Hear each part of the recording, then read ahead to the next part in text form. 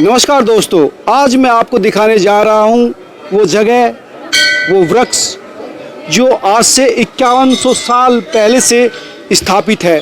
शायद ही इस पृथ्वी पर ऐसा कोई वृक्ष होगा जो इतना प्राचीन होगा। अजर अमर ये अक्षय वट वृक्ष है। इसकी विशेषताएं हैं कि ये कभी पतझड़ नहीं आता। जो वट वृक्ष में लताएं होती हैं वो आपको नहीं दिखाई देंगी। इसके पत्ते सदैव हरे रहेंगे क्योंकि ये अजर है, अमर है। दरअसल ये वो जगह है हस्तिनापुर के पास जहाँ पर परीक्षित जो अर्जुन के पौत्र थे उन्होंने कथा सुनी थी सुखदेव जी महाराज से, और इसी वजह से ये वृक्ष भी सुखदेव जी का एक प्रतिबिंब है कलयुग में भी। और आप देख सकते हैं कितना विशाल है।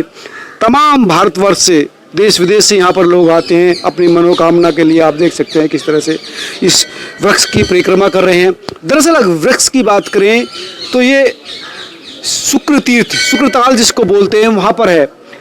शुक्रताल में यहाँ पर है और 68 तीर्थों में ये सर्वश्रेष्ठ मोक्षदायक तीर्थ माना गया है। हरिद्वार तथा हस्तिनापुर के बीच में माँ गंगा की तट पर ये 150 फुट की ऊंचाई पर है, जहाँ व्यासानंदन, परमहंस चूड़ामणि, जीवन मुक्त श्री सुखदेव जी महाराज ने अर्जुन के पौत्र और अभिमन्यु के पुत्र चक्रवर्ती सम्राट महाराजा परीक्षित को ऋषि सम्बिक के सुपुत्र श्रृंगी ऋषि के श्राप से मुक्ति के लिए भगवान कथा श्रवण कराकर मोक्ष की प्राप्ति कराई थी।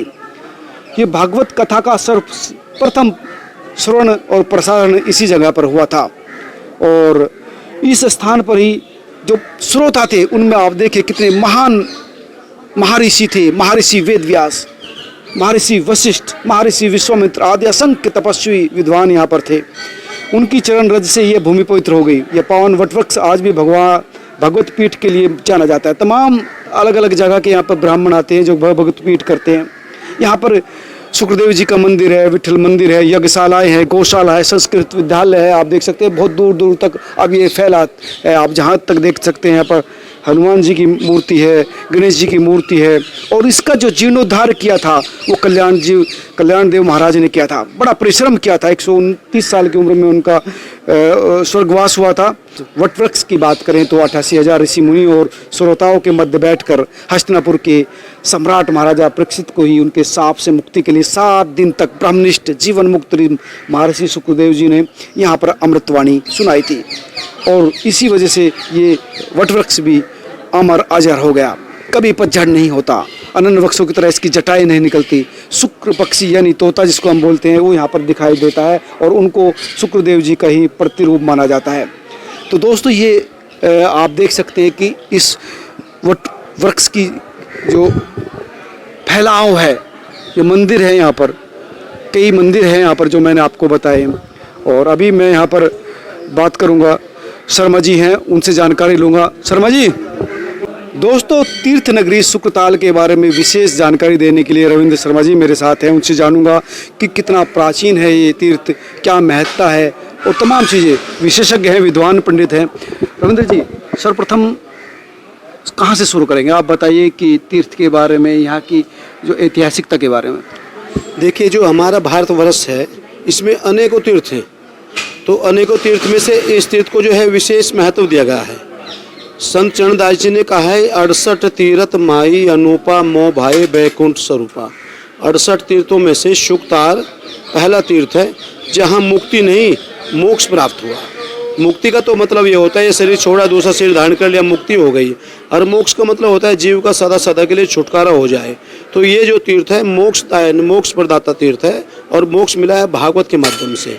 ये जो है इस तीर्थ का, ये जो तीर्थ है भारत में दिल्ली से 130 किलोमीटर, जनपद मुजफ्फरनगर से 30 किलोमीटर गंगा तट पर स्थित है। ये वटवृक्ष 5000 वर्ष पुराना है। बताते हैं इसी वटवृक्ष की छत्र छाया में बैठ के आज से 5000 वर्ष पूर्व श्री सुखदेव जी महाराज ने राजा परीक्षित को भागवत शास्त्र सुना के मोक्ष प्राप्त कराया था। मोक्ष प्राप्त क्यों करा, क्यों सुनाया भागवत कि वेद व्यास जी ने 18 पुराणों का वर्णन किया है, लेकिन सभी पुराणों में किसी में भगवान की लीलाओं का व्याख्यान नहीं हुआ था। एक भागवत महापुराण ही ऐसा है जिसमें भगवान की सभी लीलाओं का वर्णन, भगवान के सभी चरित्रों का वर्णन आता है। इसलिए भागवत पुराण के माध्यम से जीव को मोक्ष की प्राप्ति हुई और परीक्षण हुआ परीक्षित पे। वो कैसे हुआ, ये कथा महाभारत काल से जुड़ी हुई है। जब अश्वत्थामा ने ब्रह्मास्त्र का प्रयोग किया तो भगवान ने सुदर्शन चक्र से उस बालक के गर्भ में रक्षा की। तो वही बालक आगे चल के परीक्षित के नाम से विख्यात हुआ। तो परीक्षित के समय में कलयुग का आगमन हुआ और कलयुग को रहने के लिए परीक्षित ने कुछ स्थान दिए थे अपने राज्य में कि तुम जहाँ जुआ खेला जाता हो वहाँ पे रहो, जहाँ मदिरा का सेवन होता है वहाँ पे रहो, जहाँ हिंसा होती है वहाँ पे रहो, जहाँ पर स्त्री का मन होता है वहाँ पे तुम रहो। तो कलयुग ने कहा महाराज सारे स्थान ऐसे दे रहे, कोई अच्छा स्थान तो दीजिए। तो अच्छा स्थान किया, तुम्हारे में तो बहुत दोष है।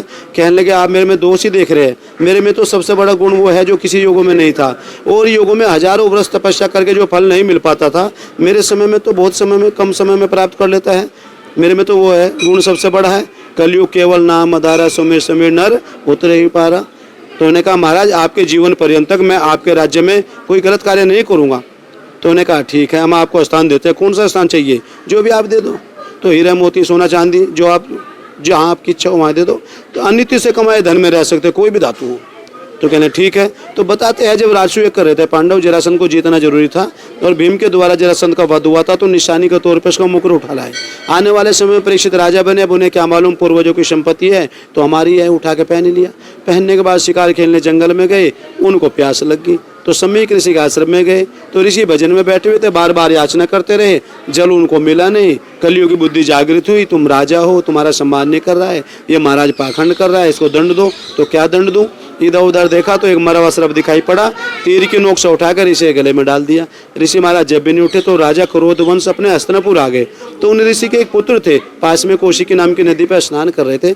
उनको कुछ ऋषि बालकों से पता चला कोई राजा आया और बाबा के गले में सर्प डाल गया। अरे राजा तो फूलों की माला पहनाते हैं संत महात्माओं के गले में, तुम कहते हो सर्प डाल गया, चलो देख लो। अरे बड़ा उदंडी राजा है, फूलों की माला की जगह संत महात्मा के गले में सर्प डाल रहा है। जब संत महात्माओं के साथ ऐसा करेगा तो प्रजा के साथ क्या करेगा? सोचता है हमें कोई रोकने वाला नहीं, अभी दंड देते हैं। नदी का जल लिया और शराब दिया, सर्प डाला तो सर्प पे काटने से मृत्यु हो जाएगी 7 दिन के अंदर। तो उधर राजा अपने महल पहुंचे, मुकुट उतारा तो उनको भी आभास हो मैंने क्या किया, सवेरे जाऊंगा क्षमा मांगूंगा। द्वारपाल से ऐसा सोच रहे थे, उधर ऋषि के पास ऋषि बालक आए, रोने लगे, उनकी समाधि खुली, सारा वृत्तांत बतला। तो उन्हें ध्यान लाकर देखा तुमने तो बहुत बड़ा पाप किया, छोटी सी गलती का मृत्युदंड दे दिया। से धर्मात्मा राजा को जिसको घर में भगवान के दर्शन हो गए, हमारी इतनी आयु होगी, अरे वे तो भगवान के परम भगत है, दोषी तो कोई हो रहे तो हमारे अतिथि थे, ये तो कलयुग ने करा दिया दोष उनसे अपराध, उन्हें क्षमा करो कि हम क्या करें, शराब तो दे चुके हैं, तो उन्हें खबर करो। तो एक शिष्य को भेजा, उन्होंने जाके बताया आपको शराब लग चुका है, आपके जीवन के 7 दिवस है, एकांत जगह पर जाकर व्यतीत करो। तो राजा परीक्षित हस्तिनापुर की गद्दी अपने बड़े पुत्र जन्मेजय को देख इस पावन स्थल पे आए। ये जो स्थल था उसे पहले भी भजन का केंद्र था। आपने एक कथा सुनी होगी, पढ़ी होगी, कभी हस्तिनापुर के राजा हुए थे दुष्यंत। तो दुष्यंत राजा शिकार खेलते खेलते कर्णव ऋषि के आश्रम में गए, जो कोटद्वार साइड में लगता है। शकुंतला से भेंट हुई, गंधर्व विद्या से विवाह हुआ, निशानी के तौर पे राशि चिन्ह दिया, अंगूठी। उसी समय दुर्वासा ऋषि वहाँ पे आए, उनका स्वागत नहीं हुआ। दुर्वासा ने शकुंतला को श्राप दे दिया, जिस राजकुमार के इसमें हमें भूल रही, एक दिन यही भूल जाएगा। तो बताते हैं जब हस्तिनापुर जा रही थी शकुंतला मिलने दुष्यंत से, तो उसकी अंगूठी गिर गई यहाँ। तो महाकवि कालिदास ने अभिज्ञान शकुंतला में शाखावतार वर्णन किया। तो राजा परीक्षित यहाँ पे आए तो उसी समय तो ये जो अंगूठी गिरी थी यहीं पे, तो ये उस समय से है, मतलब दुष्यंत काल से लेकर परीक्षित काल तक का। अच्छा। तो राजा परीक्षित यहाँ पे आए क्योंकि भजन का केंद्र था संत महात्मा का। तो त्रिकालदर्शी संत महात्मा प्रकट हुए, तो उनसे प्रश्न किया मेरी मुक्ति कैसे होगी, मैं प्रेत नहीं बनना चाहता, संसार में इस नाम से नहीं जाना चाहता, जिन पांडवों की पग पग पे रक्षा की है भगवान ने, उस वंश का परीक्षित प्रेत बना फिर रहा, कुछ तो करो। तो उन्होंने कहा जिसने घर में रक्षा करी उन्हीं का ध्यान करो, भगवान का ध्यान किया। सुखदेव मुनि के रूप में भगवान प्रकट हुए, 6 दिन तक भगवान की कथा सुनाई। जी भगवान के रूप थे, जैसे रामकृष्ण कपिल मुनि नरसिंह भगवान भावन अवतार धारण किया, ऐसे सुखदेव मुनि का अवतार धारण किया। क्योंकि जिस समय परीक्षित पेट में थे तो उस समय कृष्ण रूप में थे भगवान, और सुदर्शन चक्र से रक्षा की। और जब उनको श्राप लग गया तो कलयुग लगा, तब वे सुखदेव मुनि बन के आए और भागवत सुना के मोक्ष प्राप्त करा दिया। हालांकि सुखदेव जी के कल्पांतर का वेद से 4 सुखदेव का वर्णन आता है। एक सुखदेव बैकुंठ लोक में राधा रानी के पास रहते तोते के रूप में। एक सुखदेव जी त्रेता युग में वे शंकर जी पार्वती की कथा सुनाते हैं, तोता उड़ता उड़ता जाता है, शंकर जी त्रिशूल लेकर दौड़ते, वेद व्यास की पत्नी जबाई लेती है, छोटा स्वरूप बना, पेट में चले गए। 12 साल बाद पुत्र में प्रकट हुए, जंगल में गए, जनक जी गुरु बना, अंतर्ध्यान हो गए। तीसरे सुखदेव जी के 3 कन्या, एक पुत्र हुआ देवी भागवत के अनुसार। चौथे सुखदेव जी 16 साल के महाभारत के दौरान अग्नि से प्रकट हुए, जिन्होंने राजा परीक्षित को भागवत कथा सुनाई। क्योंकि महाभारत के मोक्ष धर्म में 324वें अध्याय से 336वें अध्याय तक सुखदेव जी की उत्पत्ति दर्शाई है। अब देखिए सुखदेव जी को लोगों ने कब से पहचाना? भागवत के माध्यम से। उससे पहले सुखदेव जी को किसने जाना? नहीं जाना। तो भागवत कब सुनाई? कलयुग के 30 साल बीत जाने पे। और कलयुग से पहले क्या था? द्वापर युग। तो द्वापर युग में वेद व्यास जी गृहस्थी नहीं हुए, पुत्र किसके हुए? वेद व्यास जी के। तो वेद व्यास जी ने सुखदेव जी जो पुत्र थे वेद व्यास जी वेद के। व्यास जी के देखो वेद व्यास जी जानते हैं कि सुखदेव नारायण है, पर दशरथ नहीं जानते कि राम नारायण है, क्योंकि वहाँ पुत्र मोह हो जाता है और वेद व्यास जी ज्ञानी है। तो यहाँ पे भागवत सुना के परीक्षित को मोक्ष प्राप्त करा दिया। जो फल भगवान के साथ में रहने से पांडवों को नहीं मिल पाया, वो फल परीक्षित को प्राप्त हो गया। ये है 5000 वर्ष पहले का इतिहास। अभी 300 साल पहले चमत्कार हुआ। राजस्थान में अलवर जिला है, वहाँ के गांव में चरणदास जी का जन्म हुआ था। छोटे बच्चे थे, गांव के बाहर खेल रहे थे पत्ते की चक्री बना के। सुखदेव महाराज का दर्शन हुआ, सुखदेव जी ने गोद में बिठाया और पेड़े का प्रसाद दिया कि चेला बनाया, जब बड़े हो जाओगे ढूंढ लेना और बड़े बड़े राजा बादशाह तुम्हारे चरणों में झुकेंगे। तो फिर ये 7 साल की अवस्था में दिल्ली आ गए। बचपन में दर्शन दिया नाना के यहाँ दिल्ली। नाना जो थे मोहम्मद ये जो चरणदास जी, हाँ, नाना जो थे बादशाह के यहाँ अधिकारी थे, मोहम्मद सारंगीला। बादशाह का शासन था, तो मुल्ला जी से कहा पढ़ाओ, तो उनको चमत्कार दिखाया पंडित जी को। इसी तरह 18 साल के हो गए। तो जब सत्संग में गए तो मालूम पड़ा प्रभु प्राप्ति बिना गुरु का नहीं होता। फिर गुरु की तलाश में लगे, ऐसा गुरु चाहिए जो काम क्रोध लोभ मोह से परे हो। कि ऐसा तो एक ही गुरु हुआ, नारायण का अवतार सुखदेव महाराज। कहाँ मिलेगी? अंतर्यामी है। दिल्ली से यहाँ पे आए, सुखदेव महाराज का फिर दर्शन हुआ, बचपन की याद दिलाई और यहाँ को दीक्षा दिया, तब नाम रखा चरणदास। तो फिर दिल्ली चले गए। तो कैसे दर्शन कैसे हुआ? प्रत्यक्ष सामने बैठे नजर आए। वो वही आए जो अलवर में शासन अलवर में बैठे हुए। तो कैसे पहचाना उस समय, उस कालखंड में? और तो सुखदेव जब उन्होंने कहा कि ऐसा गुरु चाहिए काम क्रोध लोभ मोह से परे हो, कि ऐसा तो सुखदेव महाराज हुए, तो वे कहाँ मिलेंगे? अंतर्यामी है। तो दिल्ली से चरणदास जी यहाँ पे आए गुरु की तलाश में। तो सुखदेव जी बैठे नजर आए। तो सुखदेव जी ने कहा किसके लड़के हो, क्या कष्ट है, हमें देख के दुखी क्या हो रहे हैं, हम तुम्हारी मनोकामना पूरी कर देंगे। महाराज आप तो अंतर्यामी अनजान की बातें पूछ रहे हो। तो मैं मेवाड़ का रहने वाला हूँ, अलवर मेरा नगर है, रणजीत लाल मेरा नाम है, दिल्ली में मैं रह रहा हूँ। बचपन से था, हरि कैसे मिले? सत्संग में गया तो पता चला बगैर गुरु के हरि मिलेगे नहीं, और आप मिल गए तो हरि मिल गए। तो सुखदेव जी ने कहा कुछ बचपन की याद है? तुम्हारे गाँव के नदी के किनारे तुम खेल रहे थे पत्तों की चक्री बना के, एक नागा बाबा आया, गोद में बिठाया, पेड़े का प्रसाद दिया, पहचान लोगे? तो मुस्कुराने लगे। तो हमने तो दिया। तो सुखदेव जी ने यहाँ को दीक्षा दिया। फिर ये दिल्ली चले गए। तो दिल्ली में फतेहपुरी एक स्थल है, वहाँ पे 14 साल तक योग साधन किया, अष्ट सिद्धि अभिवृद्धि प्राप्त की। कई स्थल बनाए, फतेहपुरी, तेलीवाड़ा, गर्दनपुरा, बस्ती, गाज की मंडी, चावड़ी बाजार में चरखी वाला, चरणदास की बगीची, चरणदास मार्केट, वृंदावन में सेवा कुंज में भगवान के साथ रासलीला। जिस रासलीला में ब्रह्मा का प्रवेश हुआ, सृष्टि चेतन नारद का प्रवेश हुआ, चरणदास जी का प्रवेश हुआ। और संजोग देखो, जब पेड़े का प्रसाद दिया था अलवर में, तो शरद की पूर्णिमा गुरुवार का दिन था। 5 साल के थे, 7 साल के दिल्ली आए, दिल्ली से 19 साल के आए, तब भी गुरुवार था। और आज आप लोग आए, आज भी गुरुवार है। तो इनको यहाँ दीक्षा दिया, तब नाम रखा चरणदास। तो इन्होंने बताया कि सुखदेव महाराज तो आज भी ढूंढने वाले चाहिए।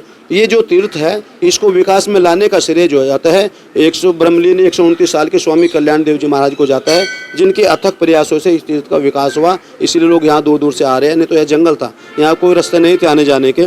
और स्वामी कल्याण देव जी महाराज के द्वारा हजारों शिक्षण संस्थाएं स्थापित है, हजारों पद्मश्री पद्म भूषण इत्यादि अवार्ड सम्मानित है। और सादा जीवन भिक्षा मांग के लेते थे। सिर्फ यही कह नहीं, पश्चिम उत्तर प्रदेश में तमाम जगहों का, कई जिले जो है, मुजफ्फरनगर है, मुजफ्फरनगर में तो यही है, मेरठ है, बागपत है, कई शिक्षा संस्थान है, तमाम शिक्षण संस्था है स्वामी जी के द्वारा। 129 साल की उम्र में। देखिए 3 चीज ऊपर वाले एक आदमी को नहीं देता साधारण को। क्या? आयु कितनी हुई? 129 साल के नहीं देता, इतनी पहचान नहीं देता, और इतने कार्य। अगर कोई कार्य कर देगा तो पहचान नहीं होती, पहचान होगी तो आयु नहीं होगी। और इनके जीवन में तीनों चीज घटी है। आयु भी इतनी हुई, हर किसी को नहीं मिलती, कार्य भी इतने क्या कोई नहीं कर सकता, पहचान भी इतनी हुई नहीं कोई कर सकता। तो जो भी संत महापुरुष को भगवान भेजते हैं ना, वे किसी न किसी रूप में भेजते हैं। और देखिए भगवान के जितने भी 100 में से 98 आपने देखा होगा, भगवान के जितने भगत हुए ना, वो गरीबी में जन्म लिया और कर्म करके महान बने। 2 ही अमीरी में पैदा हुए। सबके पीछे एक कहानी है। हाँ, और 100 में से 98 अज्ञानियों ने उसको प्राप्त किया है, 2 ही ज्ञानवान ने प्राप्त किया है। क्योंकि जहाँ ज्ञान है वहाँ तर्क वितर्क हो जाता है। तो भगवान कहते हैं मैं तर्क वितर्क से बहुत दूर हूँ। भक्ति जो है भावना का विषय है।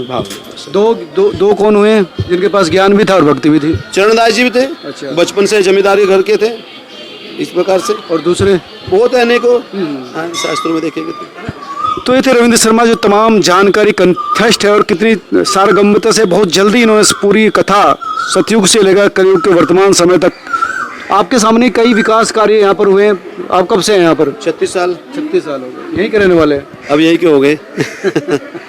तो ये चीज़ें थी दोस्तों, ये आपको पता चला होगा कि ये अमर अजर जो वटवृक्ष है, किस तरह से उस कालखंड से युगों का दृष्टा रहे हैं।